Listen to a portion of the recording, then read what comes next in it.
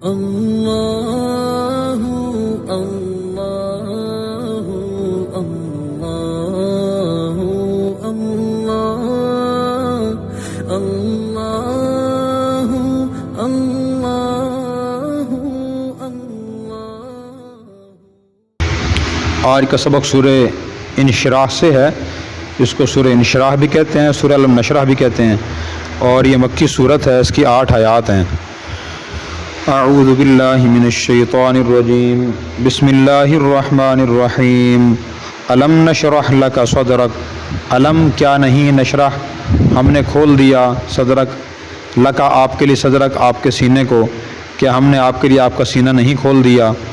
وَوَضَعْنَا عَنْكَ وِزْرَكَ، وَوَضَعْنَا اور ہم نے ہٹا دیا یا اتار دیا، عَنْكَ آپ سے، وزرک آپ کا بوجھ، اور ہم نے آپ سے آپ کا بوجھ نہیں اتار دیا۔ الذی انقض ظہرک، الذی وہ جس نے انقض جھکا رکھی تھی، ظہرک آپ کی پشت، وہ بوجھ جس نے آپ کی پشت جھکائی ہوئی تھی۔ وَرَفَعْنَا لَكَ ذِكْرَكَ، وَرَفَعْنَا اور ہم نے بلند کیا، لکا آپ کے لیے، ذکرک آپ کا ذکر، اور ہم نے آپ کے لیے آپ کا ذکر بلند کر دیا۔ فَإِنَّ مَعَ الْعُسْرِ يُسْرًا، فَإِنَّ تو بے شک، مع العسر تنگی کے ساتھ، یسرا آسانی ہے، ان مع العسر یسرا بے شک تنگی کے ساتھ آسانی ہے۔ فَإِذَا فَرَغْتَ فَانْصَبْ، فَإِذَا پھر جب فرغت آپ فارغ ہو جائیں، فَانْصَبْ تو خود کو تھکائیے، جب آپ فارغ ہوں تو خود کو تھکائیے۔ وَإِلَىٰ رَبِّكَ فَارْغَب، وَإِلَىٰ رَبِّكَ اور اپنے رب کی طرف فرغب رغبت کیجیے، اور اپنے رب کی طرف رغبت کیجیے۔ اس صورت مبارکہ میں اللہ تعالیٰ نے نبی کریم صلی اللہ علیہ وسلم پر اپنے کیے ہوئے 3 انعامات بیان فرمائے ہیں۔ پہلا انعام یہ بیان فرمایا کہ کیا ہم نے آپ کے لیے آپ کا سینہ نہیں کھول دیا، شرح صدر کر دیا آپ کا۔ اس کے مفسرین نے 2 مطلب بیان فرمائے ہیں۔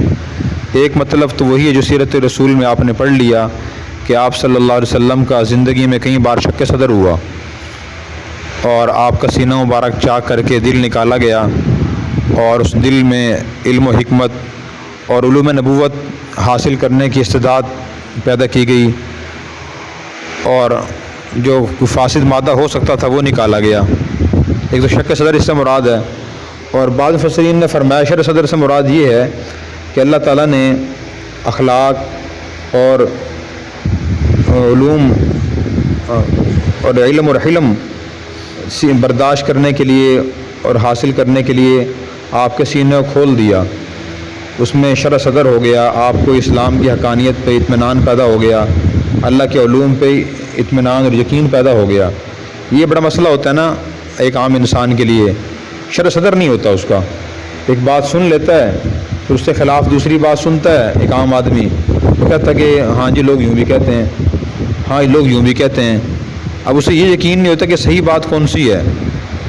مثلاً ایک آدمی یہ کہتا ہے کہ جی آدمی کو دین پر عمل کرنا چاہیے، اس سے اللہ تعالیٰ راضی ہوتے ہیں، دنیا آخرت سنورتی ہے۔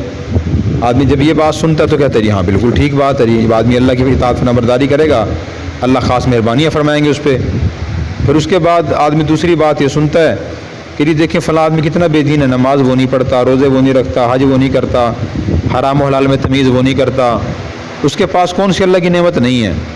دولت اس کے پاس بڑی فراوانی سے ملی ہوئی ہے، اس کے پاس فراوانی سے ہے، مکان اس کا اچھا ہے، کاروبار اس کا اچھا ہے، اولاد اس کو دی اللہ نے، صحت دی، تندرستی دی ہے، تو ان چیزوں کا تعلق اللہ کی عبادت اور اطاعت سے کہاں ہے؟ آدمی یہ بات سنتا پھر کہتے جی ہاں یہ بات بھی ٹھیک ہے جی۔ تو یہ اب یہ جو دونوں باتوں کو ٹھیک کیا رہا ہے، اس کا مطلب کیا ہے؟ شرح صدر نہیں ہوا اس کو اسلام کی تعلیم شرح صدر نہیں ہے۔ قرآن کریم کے ایک اور آیت میں اللہ نے یہ بات ارشاد فرمائی، افمن شرح اللہ صدر الاسلام فهو علی نور من ربی، کہ جس آدمی کا سینہ اللہ نے اسلام کے لیے کھول دیا وہ اپنے رب کی طرف سے ایک روشنی پر قائم ہوتا ہے۔ ایک اور آدمی ارشاد فرمایا فمن یرید اللہ ان یہدیہ یشرح صدرہ للاسلام، کہ جس شخص کو اللہ تعالیٰ ہدایت دینا چاہتا ہے اس کا سینہ اسلام کے لیے کھول دیتا ہے، تو اس سے اسلام کی، اللہ کی، رسول کی کسی بات پہ شک پیدا نہیں ہوتا، اسے بصیرت حاصل ہو جاتی ہے، اطمینان اور یقین پیدا ہو جاتا ہے کہ جو اللہ رسول کی باتیں بالکل سچی ہیں، اور جو ان پر اعتراضات ہو رہے ہیں وہ غلط ہیں۔ شرح صدر ہوتا ہے پھر کافی عرصے کے بعد عام آدمی کا. آدمی جب بصیرت سے علم حاصل کرتا ہے گہرائی سے پھر جا شرح صدر ہوتا ہے اسے, ورنہ سرسری علم شرح صدر حاصل نہیں ہوتا. اللہ تعالیٰ نے اسی لیے نبی کریم صلی اللہ علیہ وسلم سے کہلوایا کہ آپ لوگوں سے فرمائیں کہ کل ھذہ سبیلی ادعو الی اللہ, فرما دیجئے کہ یہ میرا راستہ ہے, میں اللہ کی طرف بلاتا ہوں. علی بصیرۃ انا ومن اتبعنی, بصیرت کے ساتھ بلاتا ہوں میں بھی میرے پیروکار بھی. بصیرت کا مطلب یقین اور اطمینان ہے, یقین اور اطمینان سے میں لوگوں کو بلاتا ہوں. تو ہمیں اللہ تعالیٰ سے شرح صدر کی دعا بھی کرنی چاہیے. حضرت موسیٰ علیہ السلام نے اللہ سے دعا کی تھی, رب اشرح لی صدری ویسر لی امری, اے رب میرا سینہ کھول دے, سینے سے مراد دل کھول دے, مجھے باتوں پہ اطمینان اور اچھی طرح یقین پیدا ہو جائے. تو ہمیں یہ دعا کرنی چاہیے اور شریعت کا وسیع علم حاصل کرنا چاہیے. اور جو باعمل لوگوں نے صحبت میں بیٹھنا چاہیے, ان کی صحبت میں بیٹھ کے آدمی کا شرح صدر ہوتا ہے اور دل میں یقین پیدا ہوتا ہے دینی باتوں کے بارے میں. پھر اس کے بعد فرمایا کہ وَوَضَعْنَا عَنْكَ وِزْرَكَ, ہم نے آپ سے آپ کا بوجھ اتار دیا. الَّذِي أَنْقَضَ ظَهْرَكَ, جس نے آپ کی پشت کو جھکایا ہوا تھا. اس بوجھ سے کیا مراد ہے؟ تو اس کا ایک معنی تو مفسرین نے یہ بیان فرمایا کہ نبی کریم صلی اللہ علیہ وسلم بعض اوقات کوئی جائز کام فرماتے تھے, یہ جائز کام میں کر لوں اور اس میں فائدہ ہوگا, لیکن کچھ عرصے کے بعد پھر ظاہر ہوتا تھا کہ اس میں یہ کام تھا تو جائز ہے لیکن حکمت اور مصلحت کے خلاف تھا اور یہ کام مجھے نہیں کرنا چاہیے تھا. پھر اس پر آپ بہت غمگین پریشان ہوتے تھے کہ یہ نامناسب کام میں نے کیوں کیا, اور اتنا غمگین ہوتے تھے جیسے سچا مسلمان کسی گناہ پہ غمگین ہوتا ہے. تو اللہ تعالیٰ نے پھر آپ کو فرمایا کہ آپ اس پہ پریشان نہ ہوا کریں, یہ گناہ تو ہے ہی نہیں. گناہ تو وہ ہوتا ہے کہ آدمی جان بوجھ کے اللہ کی نافرمانی کرے. آپ نے کچھ جائز کام کیا, نافرمانی نہیں کی. نمبر 2, پھر آپ کا ارادہ بھی اچھا تھا, یہ کام حکمت اور مصلحت کے مطابق ہوگا, تو ہم آپ کو سے مواخذہ نہیں فرمائیں گے. یہ جب اللہ نے آپ کو فرمایا تو پھر آپ صلی اللہ علیہ وسلم خوش ہو گئے اور آپ سے جو یہ ٹینشن اور بوجھ تھا یہ ختم ہو گیا.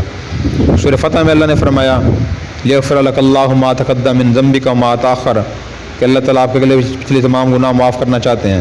تو گناہ سے مراد وہاں یہی ہے کہ خلاف اولا کام.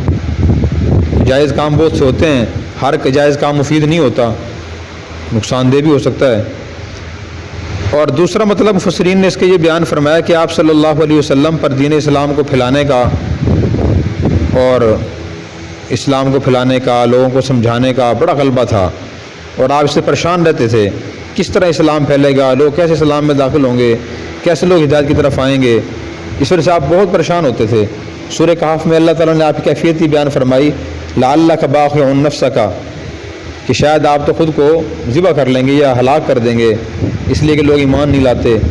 پھر اللہ تعالیٰ نے آپ کو تسلی دی کہ آپ پریشان نہ ہوں, اور سورہ نصر میں فرمایا اذا جاء نصر اللہ والفتح ورأیت الناس یدخلون فی دین اللہ افواجا, کہ اللہ کی مدد آئے گی, آپ دیکھیں گے لوگ اسلام میں جوگ در جوگ داخل ہوں گے.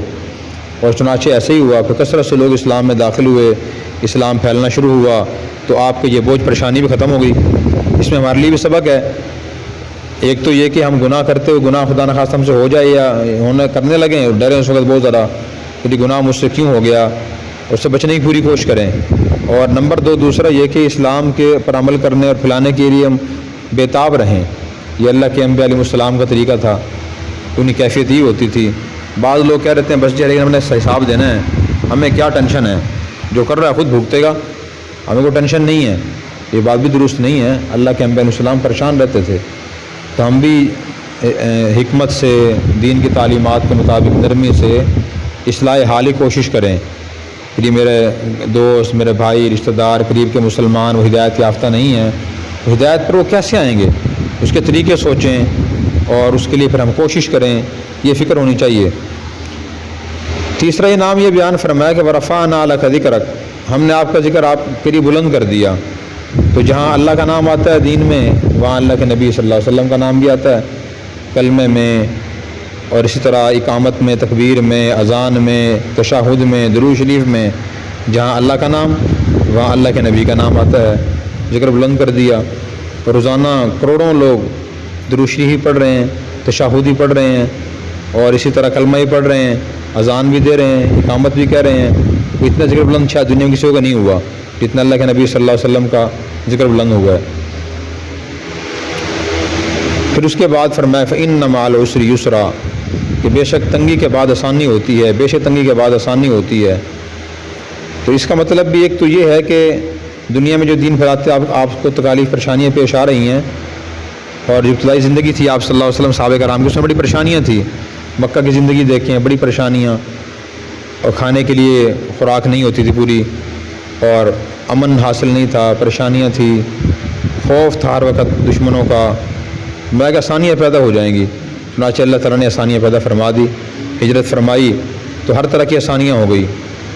خوف کی جگہ امن آ گیا، اور تنگ دستی کی جگہ خوشحالی آ گئی، اور غلامی کی جگہ آزادی مل گئی، علاقے فتح ہوئے، مال غنیمت آیا وہاں سے، صحابہ کرام کو اللہ نے دنیاوی عہدے بھی عطا فرمائے، بادشاہت دی، اور دین پھیلانے کے وسیع مواقع حاصل ہوئے۔ اس میں ہمارے لیے بھی سبق ہے، اگر کوئی آدمی زندگی میں پریشانیوں میں مبتلا ہے لیکن ان سے نکلنے کا وہ صحیح راستہ اختیار کر رہا ہے، اور جو اپنے اعمال و اخلاق پہ نظر رکھتا ہے، وہ جہاں نہ کمی کوتاہی نظر آئے ان کی اصلاح کرنے کی کوشش کرتا ہے، پھر وہ پریشان نہ ہوگا۔ دو کام کرتا ہے وہ، ایک تو ان پریشانیوں سے نکلنے کی جائز طریقے سے پوری کوشش کر رہا ہے، اور نمبر دو اپنے اعمال و اخلاق پہ نظر رکھتا ہے، جہاں کوتاہی نظر آئے وہاں اصلاح کرنے کی کوشش کرتا ہے، تو پھر اس تنگی کے بعد آسانی پیدا ہو جائے گی، یہ اللہ کا وعدہ ہے۔ پھر فرمایا ان مع العسر یسرا، بے شک تنگی کے بعد آسانی ہے۔ تو بڑی یہ سکون دینے والی آیات ہیں یہ، کہ تنگی کے بعد آسانی ہوتی ہے، جیسے رات کے بعد دن آتا ہے تو اسی طرح تنگی کے بعد بھی آسانی ہوتی ہے۔ پھر فرمایا کہ فإذا فرغت فانصب، جب آپ فارغ ہوں تو تھکائیے۔ اس کا مطلب یہ ہے کہ آپ صلی اللہ علیہ وسلم دن میں دین سکھانے کا یا جہاد کا کام کرتے تھے، تو اللہ نے فرمایا کہ یہ کام بھی نیکی کے ہیں، لیکن جب آپ ان کاموں سے فارغ ہوں تو تنہائی میں اللہ کی عبادت بھی کیا کریں۔ وإلى ربك فارغب، اپنے رب کی طرف رغبت بھی کیجیے۔ تو آپ صلی اللہ علیہ وسلم شامل فرماتے تھے، رات کو آپ کھڑے ہو کے عبادت فرماتے، اتنی عبادت فرماتے تھے کہ آپ کے پاؤں مبارک پہ ورم آ جاتا تھا۔ تو صحابہ نے عرض کیا کہ یا رسول اللہ آپ اتنی عبادت کیوں کرتے ہیں؟ اللہ تعالیٰ نے تو آپ کے تمام اگلے پچھلی لغزشیں معاف فرما دی ہیں۔ تو آپ فرماتے تھے افلا ان اکون عبدا شکورا، کہ میں اللہ کا شکر گزار بندہ نہ بنوں۔ تو اس میں سبق ہے ہمارے لیے، ایک آدمی ایسا رفاہ عامہ کا، خدمت خلق کا سارا دن کام کرتا ہے، تو وہ صرف اس کام پر صحیح تک ہی محدود نہ رہے کہ دیکھیں میں سارا دن میں دفتر میں کام کرتا ہوں، کون سا گناہ کام، وہ نیکی کام ہی ہے۔ ڈاکٹر صاحب کہتے ہیں میں علاج کرتا ہوں جی، مولوی صاحب کہتے ہیں میں سارا دن طلباء کو پڑھاتا ہوں جی، اب میں نفلی عبادت نہ بھی کروں، تلاوت نہ بھی کروں، تسبیحات نہ بھی کروں تو یہ نیکی میرے لیے کافی ہیں، تو یہ طرز عمل درست نہیں ہے۔ اس آدمی کی اتنی طاقت ہمت نہ ہو تو وہ علیحدہ بات ہے، بیمار ہے، مصروفیات بہت زیادہ ہیں، وہ آدمی کر نہیں سکتا، ورنہ اس کی کوشش ہونی چاہیے۔ صحیح طریقہ یہ ہے کہ وہ تنہائی میں اللہ تعالیٰ کی عبادت کرے، جیسے آپ صلی اللہ علیہ وسلم فرمایا کرتے تھے۔ تو اس کا اللہ نے آپ کو حکم دیا، اللہ ہمیں اس پر عمل کرنے کی توفیق عطا فرمائے۔ اور اگر آپ نے ابھی تک ہمارا چینل سبسکرائب نہیں کیا تو فوراً سبسکرائب کیجئے، ساتھ ہی بیل آئیکن پر کلک کریں تاکہ مزید آنے والی ویڈیو ہے وہ آپ کو وقت پر ملتی رہیں۔ اللہ حافظ۔